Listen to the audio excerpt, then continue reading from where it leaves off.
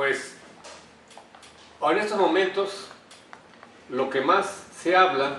si no es que en todas las redes sociales, en la televisión, en los noticieros, en los periódicos, es sin duda alguna lo que pasó con el temblor del pasado 19, en el que coincidentemente la misma fecha, en 1985, en que ese temblor simbró a la Ciudad de México y dejó miles de muertos, porque ahí se habló de miles de muertos, casualmente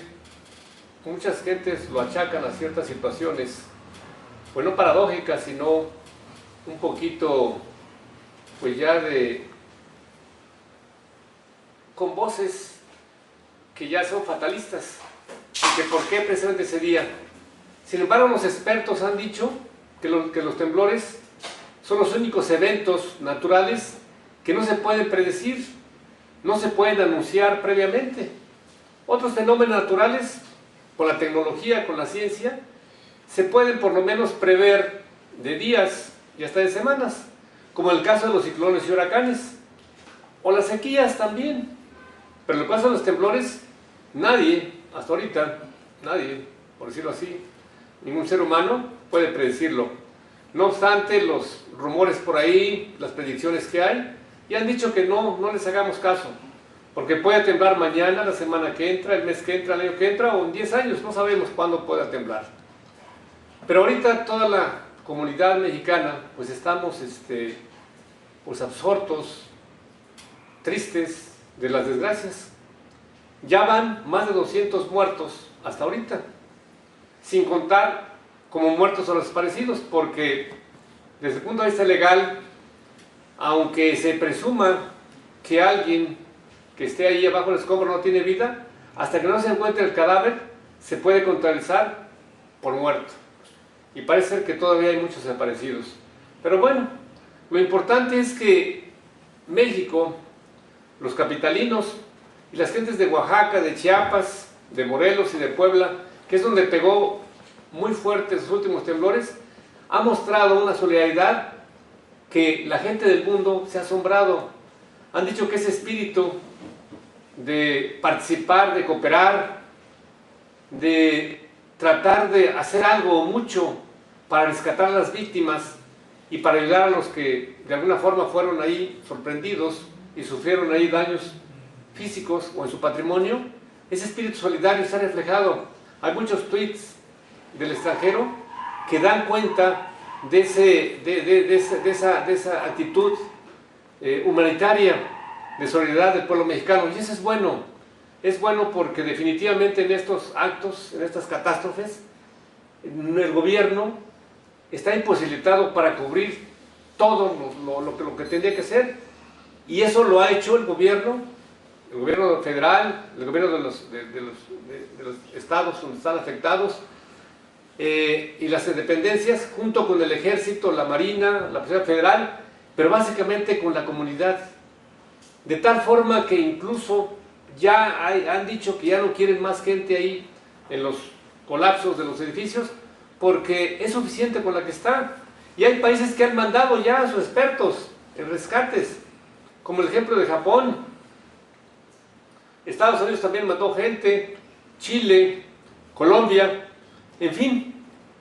han mandado gentes expertas, porque Japón, recordemos que es uno de los países en donde más temblores hay, y seguramente tienen mucha experiencia en ello. Pero bueno, esto es realmente muy importante para darnos cuenta de que si nos unimos, si nos solidarizamos con las desgracias de los demás, podemos realmente fortalecernos. Es importante hacer saber que no podemos nosotros predecir o evitar muchas cosas, pero sí podemos nosotros subsanar esas situaciones, esas desgracias, a base de ayuda, de solidaridad y de un compañerismo que exista entre los propios mexicanos. Y es un ejemplo para México, pero bueno, esto es importante. Hay un tema que tenía yo en cartera, pero que por lo mismo no lo pude hacer al principio, porque ahorita lo más importante es la solidaridad con las víctimas y con todo este desastre. Y un tema que no podía dejar, con lo que pasa con la corrupción. Ya en semanas pasadas había habido unas denuncias por dos instituciones de las ONGs, que es Mexicanos contra la Corrupción y la Impunidad y Animal Político, en donde denunciaron ellos un acto de corrupción que le llamaron la estafa maestra. Voy a ser muy breve en ello. Esta estafa maestra consistió, y esto hay que decirlo para evitar este tipo de cosas, en que algunas dependencias del gobierno federal, para parecer Zagarpa, para parecer Sedesol, contactaron con las universidades, creo que 11 universidades de la República, para llevar a cabo algunos trabajos de investigación. Sabemos que las universidades tienen expertos para una serie de investigación, una serie de tareas que tienen que ser para investigar y para aportar, ¿verdad?, a la tecnología, a la ciencia y sobre todo a cuestiones de interés social. Y esta investigación lógicamente tiene presupuesto para estas dependencias y les pagan a las universidades y a los expertos que ahí califican. ¿Pero qué creen? Que sucede que de 182 empresas privadas que participaron en ello, porque después lo que pasó fue que las universidades estas, que fueron 11 parece ser, que las contrataron las dependencias del gobierno para que hicieran estos estudios, subcontrataron estas universidades a otras empresas particulares para llevar a cabo esos trabajos de investigación. Y de 186 empresas, 128 de ellas no tenían personalidad jurídica, es decir, no eran empresas legalmente hablando. Por lo tanto, no podían desempeñar esos trabajos, porque para hacer trabajos hay que tener una escritura pública, hay que estar dado de alta en Hacienda, porque como reciben dinero tienen que aportar con sus impuestos. Y sucede que de esas universidades, desgraciadamente, dentro de ellas se ha dicho, se ha acusado también que la Universidad Autónoma del Estado de México también está involucrada en ello. Este tema ha salido mucho en los periódicos, en las revistas, en los analistas, y como que dicen, se quejan las gentes que denunciaron ello, incluso la Autoridad Suprema de la Federación también ha denunciado ello, y quieren que se investigue a fondo y que se castiguen los responsables. Y lo más importante es evitar que estos actos de corrupción sigan, porque en última instancia a quien perjudican básicamente no es a las universidades, es a los alumnos de las universidades, al trabajo de investigación y al erario público, porque todos estos recursos que se gastan en ellos vienen del erario público y se fueron, pues no se sabe dónde, ¿verdad?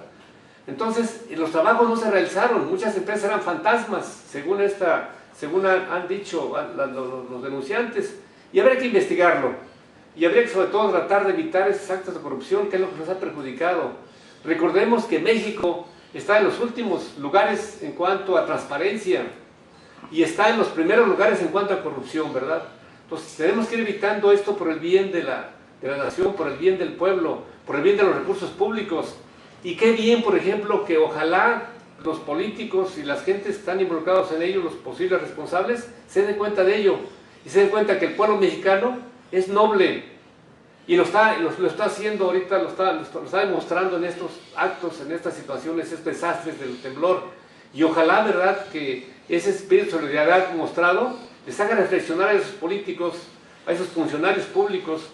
que hacen actos ilícitos en perjuicio básicamente de la nación, del pueblo mexicano.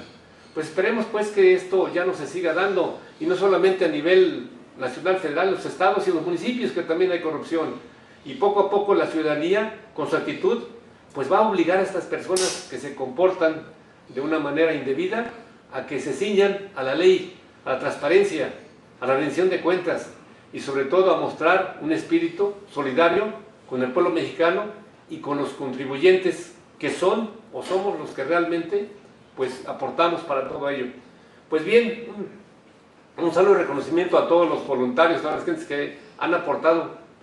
con mucho a estos eventos catastróficos, porque eso realmente dentro de las cuestiones, ¿verdad?, negativas que tiene el pueblo mexicano, tenemos muchas positivas, y sobre todo este espíritu de solidaridad, de ayuda y de comportamiento ejemplar frente al mundo. Gracias, buenas noches.